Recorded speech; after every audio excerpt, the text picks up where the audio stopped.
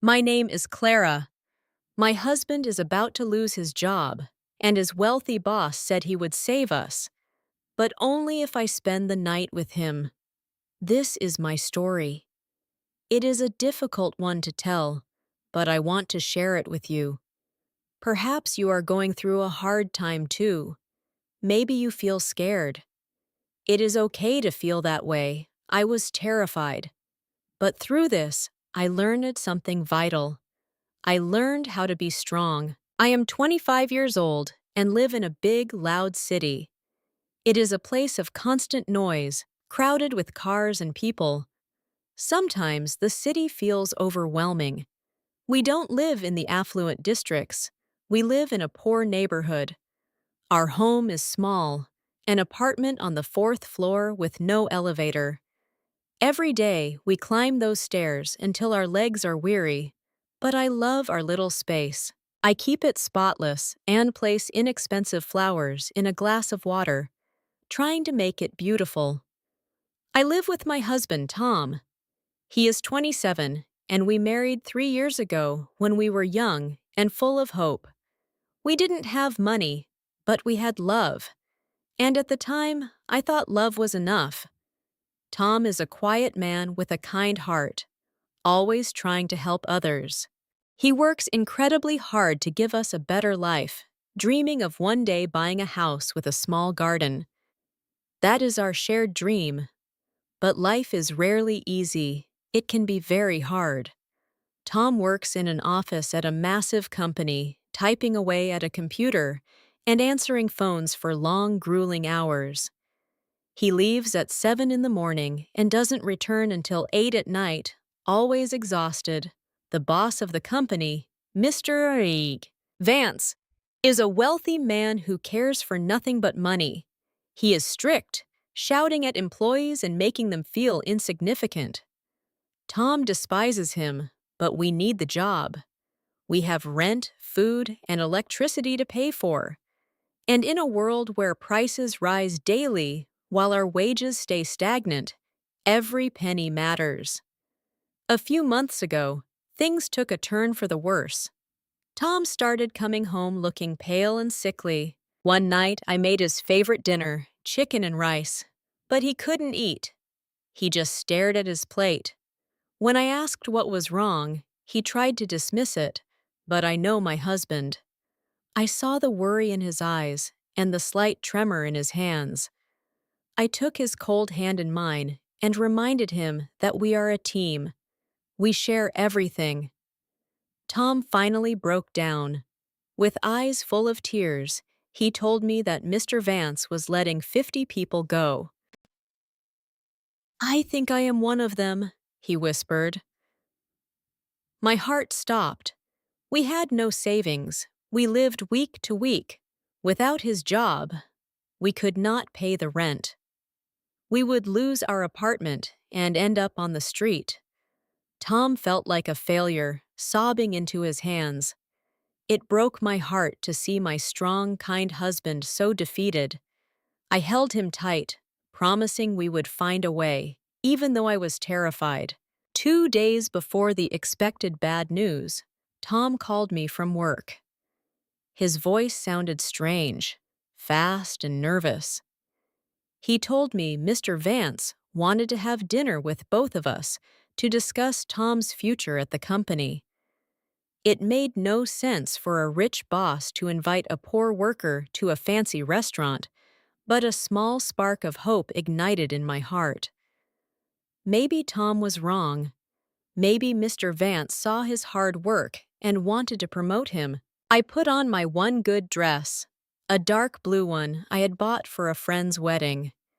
I brushed my hair until it was shiny, applied a little red lipstick, and took the bus to the wealthy part of the city. I wanted Mr. Vance to see that Tom had a good wife. I wanted to help my husband. The restaurant was intimidatingly fancy, filled with soft music, expensive perfume, and the glow of candlelight. Tom was waiting by the bar in his only suit, an old gray one, looking incredibly nervous. We were led to a private table in the meeting where Mr. Vance sat, sipping red wine. He wore a sharp black suit and had cold gray eyes that seemed to own the world. He gave us a fake smile and held my hand just a little too long, his gaze making me feel exposed and uncomfortable. During dinner, Mr. Vance bragged about his cars and his trips to Europe, while Tom nodded politely, trying his best to be agreeable. I stayed quiet, the food tasting like ash in my mouth. Then the mood shifted. Vance looked at Tom and said coldly, "You are not my best worker. You are slow and you make mistakes. Your name is on the list to be fired this Friday." Tom looked completely broken. My heart bled for him, but then Mr. Vance took a sip of his wine and continued. He claimed he wanted to help. He asked Tom to go out to his car to retrieve a phone he had supposedly forgotten, saying it would take about 10 minutes. As soon as Tom left, the silence became heavy. "Your husband is a weak man, Clara," Vance said softly. I was angry now. I told him Tom was a good man who worked hard, but Vance just laughed. He leaned across the table, the smell of his spicy cologne overwhelming me. He told me I deserved better: luxury, clothes, and expensive dinners. He knew we were about to be on the street, and then he made his proposal. "Unless we make a deal," he said. "A secret deal just between you and me." He told me he was staying at the Grand Hotel, room 5001. He wanted me to go there the following night. If I did, he would tear up the list, make Tom a manager, and double his salary. Our money problems would vanish forever. I was in shock, my whole body shaking with disgust. "And if I say no?" I whispered. Vance's smile vanished. His eyes turned like flint. He threatened that if I refused, Tom would not only be fired, but would never find another job in the city. He was playing a cruel game with our lives. "One night," he whispered. "Just one night to save your husband forever. You have until tomorrow evening." When Tom returned, Vance pulled the phone from his own pocket, pretending he'd had it all along.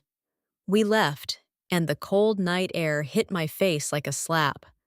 On the bus home, Tom held my hand, unaware of the secret deal.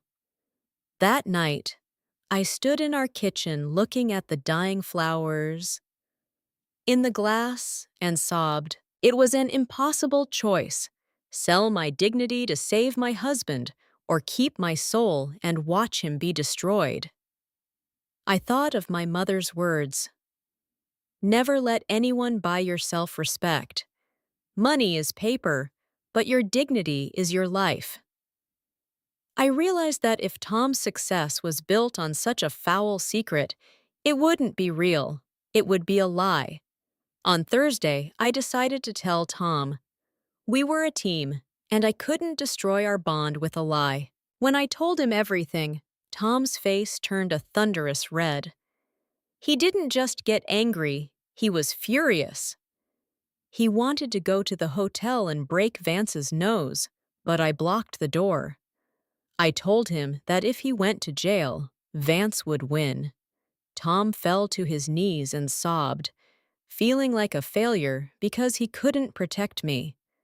But I knelt with him and whispered, "You're the best man I know. We don't need his dirty money. We have our honor." Tom didn't wait for Friday. He grabbed his company laptop and phone, then called Vance on speaker.